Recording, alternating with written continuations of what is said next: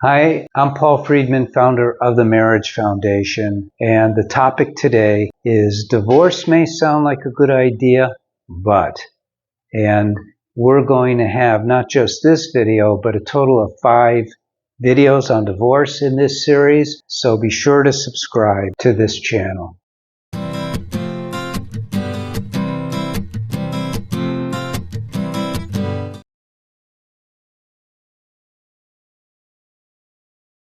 Welcome back. I'm Paul Friedman, founder of the Marriage Foundation. We're doing a series now on divorce. We're going to have 5 videos totally, so subscribe now so you're sure to get all of these. This first video is called Divorce May Sound Like a Good Idea, but could use however, I suppose. And let me start off by telling you that I wasn't always a marriage saver. Until 2001, I was a divorce mediator, so I know a lot about divorce. I know what happens to the people who get a divorce. I know what happens to the children who get a divorce. It's loaded with not good stuff, let me put it that way. So I'm going to take you through the process of how we get to a divorce and why it may seem like a good idea to you at the moment, but it's not. So back in 2001, when I was a divorce mediator, a couple asked me, because I was a communications expert, to help them save their marriage. And there was no reason to not give it a shot. Not that it was lucrative by any means. Divorce mediation is far more lucrative. But I thought, you know what? Their divorce is already on the way. They're already committed to that. They're asking to save their marriage. No one had anything to lose. And in those days, everyone believed that communication was the core problem with marriages. As it turns out, it is one of the core problems, but it's not the core problem. So let's talk about how you got to this place in the first place. So way back when you met each other, you fell in love, and there's no question about that. You fell in love, and you decided, okay, this is the right man or this is the right woman for me to spend the rest of my life with. And in spite of the fact that over 50% of all couples who get married get a divorce, you knew that yours would be different. And I'm here to tell you that the reason why it turns out not to be different isn't because of you. It isn't because of your spouse, who I like to refer to as your soulmate. It's because we are not properly educated about marriage, about ourselves, about our needs. Really, the whole experience of education as we're growing up has almost nothing to do with real life. And you know that because when you go to school, you don't even learn how to balance a checkbook. You don't learn anything about business. And you live in a world, doesn't even matter if you live in a communist country, where everything, on the surface at least, functions around material things. Instead, we learn about social things. Maybe these days, education's getting worse and worse. We learn some math, not enough to get by, but we don't learn anything about ourselves. Now, we begin to study a little bit about ourselves, quote unquote, when we study a little about psychology, Psych 101. And the truth of the matter is that psychology is a way of looking at ourselves and others through a lens that defines us as the mind. And right away, we're off to the bad start. Now, what do I mean by that? Well, the truth is, and sorry, Descartes, we aren't who we are because we could think. He says, I think, therefore I am. But the reverse is true. Now, this isn't religious. I'm not coming from a religious point of view. But the truth is that we are not the mind any more than we are the body. You look in the mirror and you go, wow, I'm sure handsome today, or I'm sure beautiful today. I'm looking really good. I think I'll do my hair a little bit more like this. I know I don't have any, but I used to. And so that's not who we are. And we know that that's not who we are. But we are not taught that also the mind, that part of us that says, my reason for doing this is such and such. Well, that's not who we are either. Who we are essentially is we are the soul. Now, for those who I worked with, and I worked with people for 8 years as I developed all the systems that we have in place, those who were like resistant to anything that even looked like it was heading towards religion or spirituality, I said, well, your consciousness, is that okay? And everyone said, yeah, that's okay, that's fine, I'm consciousness. I, the consciousness, have a mind. I, the consciousness, have a body. But now I'm going to go back to who you really are as a soul, because it's more than that, because that consciousness is definable.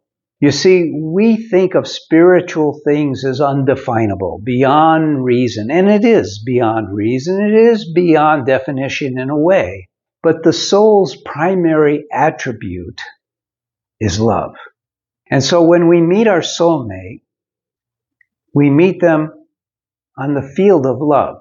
We build a bridge. We recognize a bridge between us right away as the bridge of love. And we are so sure that this is real that we are willing to put forth our entire life to making that reality exist in the other realms of our life, the material realm, building a family, filling in our community, building a life together with a rental house or a home that we buy, getting cars together, health insurance together, all of these things that are material. But really the essence of our relationship, and this is very important, so stay with me. The essence of our relationship is love, and you know that. Way back in the beginning, I wanted to create a system for helping my very first couple heal so they could save their marriage. I didn't want to negotiate settlements with them. That's what I did as a divorce mediator. Okay, who gets this car, who gets that car, who gets the kids on Wednesdays, who gets the kids on the weekends, and so forth. No, I wanted to get to the root of marriage. And the root of marriage, I asked so many people, I can't even tell you, because I didn't really know. I'd ask, why did you get married? Everybody said to me, I fell in love. And when I asked that question, it was very interesting. When I asked that question, their eyes lit up. There was a spark of that memory. But you know what also happened? That spark dulled right away because people don't live in love very long. And I'm sure that's where your troubles with your marriage, where you're actually thinking about divorce, where that began. So let me tell you the downfall of divorce before we get into what you can do about it, because you don't have to get a divorce. And that was the premise of my moving forward, because I look back at all the people who I helped get a divorce, and in retrospect, none of them should have gotten a divorce. But the problem is, in Western psychology, there isn't this scope of love that evolves, that expands, that manifests in the rest of our life. It just doesn't exist that way because they see love as an emotion, an abstract thought. And the emotion is of the mind, but love is not of the mind. I'll give you something to remember. When you were first in love, you took that love as the core and you built around it. I love them because. But it wasn't because of these attributes, I love them. It was the other way around, you see. I love them because, and then we would fill in the blanks. I love him because he makes me laugh. I love her because she's so loving. I've never experienced love like this before. And so on. And so what happens is we built this in our mind to back up the feeling of love that was in our heart. We asked them to get married, and then we forgot about that. We didn't focus on that. And so anyone will tell you, if they're at all knowledgeable, that the world is a swamp of problems. It really is. Most people in the world, and let's just be honest here, most people in the world are not happy. They're not. And most people, in order to hide this missing component, this happiness, is they get entertainment. And the ones who are not so smart drink alcohol or use drugs to create some excitement to replace the unhappiness and the boredom in their lives. But because they were so happy with the love that they felt, and maybe you too, what happened was, instead of that love being built upon, which is what you're supposed to have done, you allowed the boredom, the dissatisfaction, the unhappiness to fill this sphere of your marriage. I call marriage a sacred space of marriage. Now, before I go too far, I want you to know that the ultimate solution when you're on the verge of divorce, as you are, isn't to just watch videos on YouTube. Most of them are useless, quite frankly. Mine are good, but you can only go so deep. You can only go so far. I can give you little bits of advice. I could give you information. I could teach you like I'm doing now. But I can't really, through YouTube, take you step by step. Now, I did write 2 books. And for people who are like a little bit woozy on the path of marriage, those books are amazing. I wrote, my first book was Lessons for a Happy Marriage.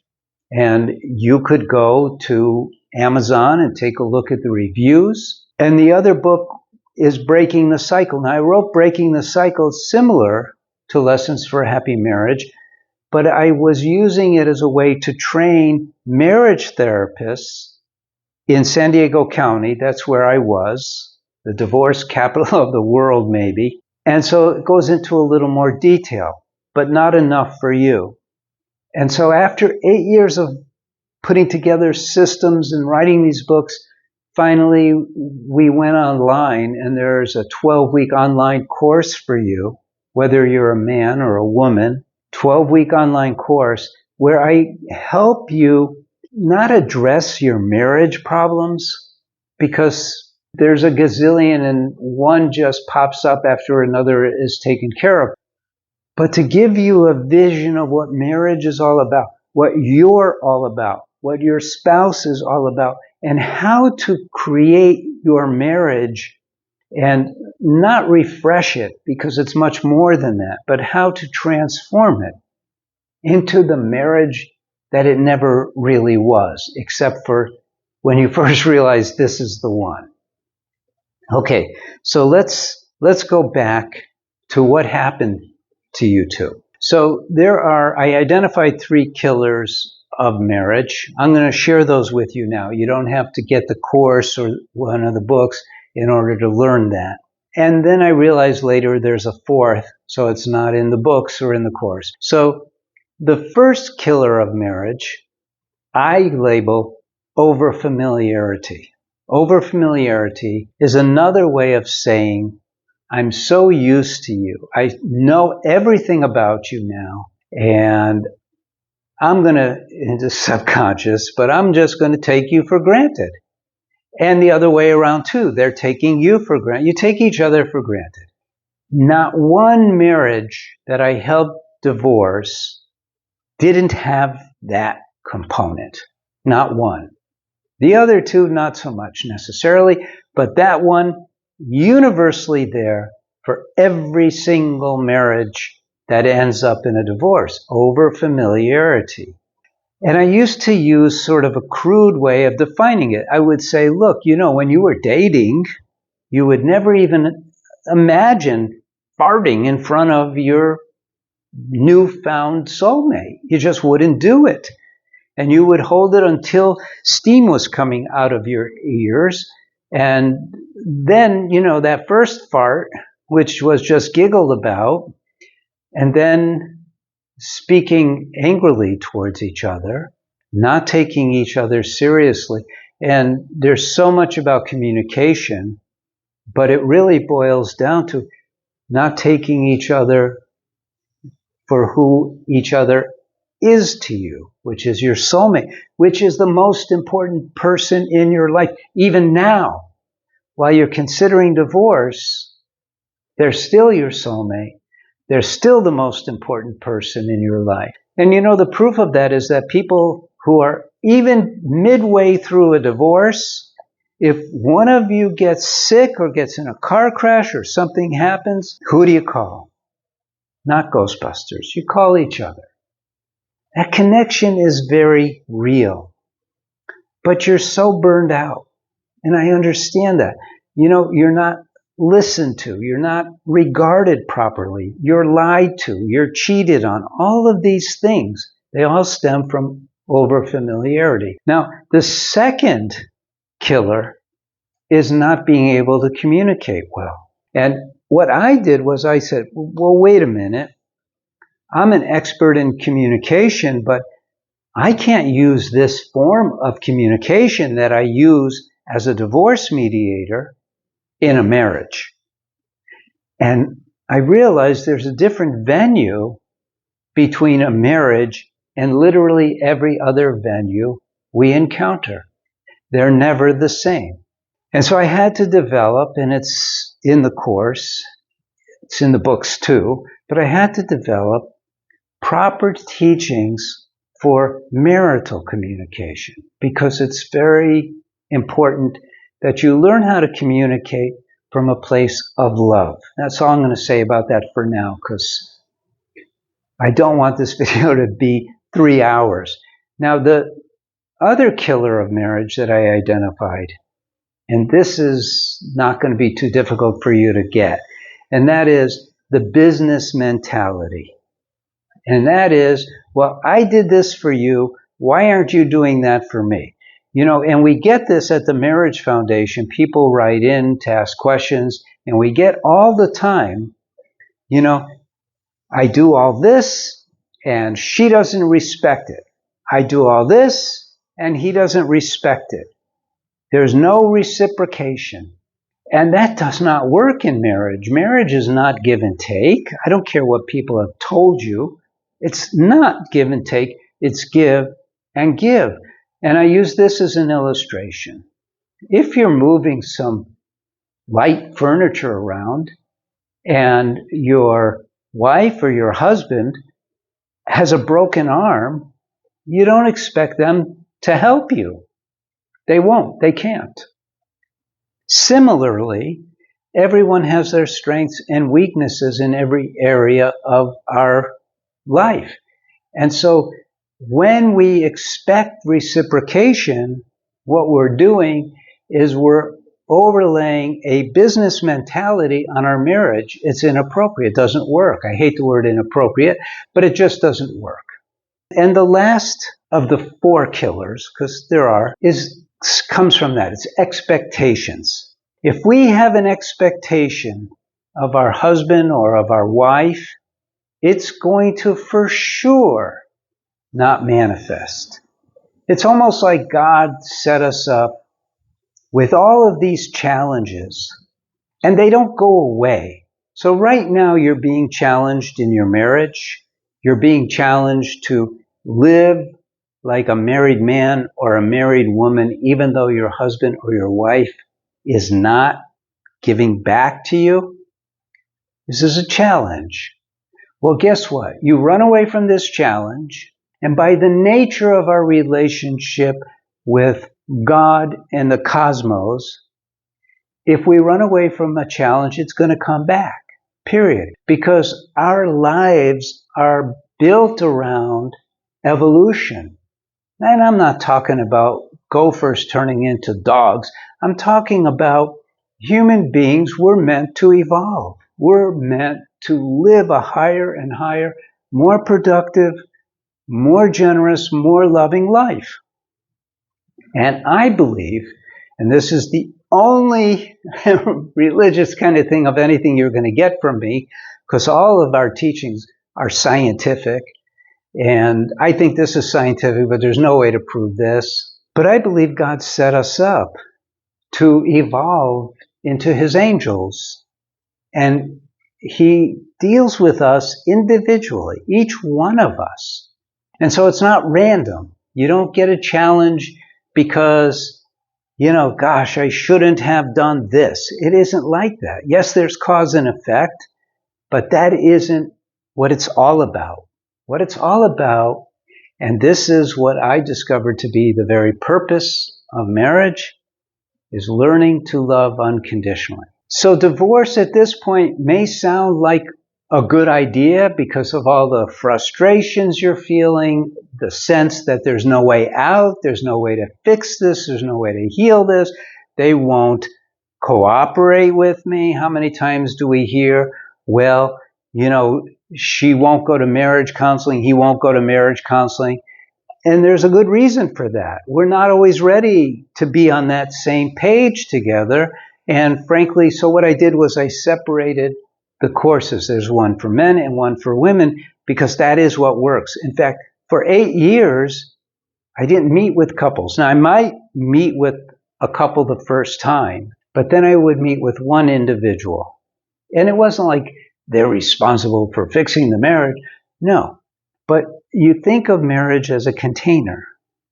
And if one of you is proactively putting in the good stuff, then the bad stuff that they might be putting in still is going to be pushed out by the good stuff. I know that sounds simplistic, but it's real and it works.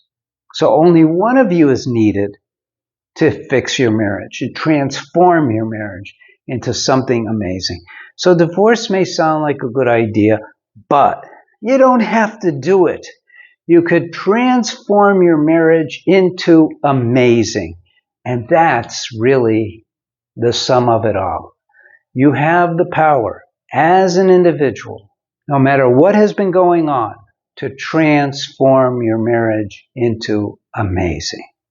Now, as I said before, there's 4 more videos along these lines of divorce, so be sure that you subscribe to the channel so they come up for you.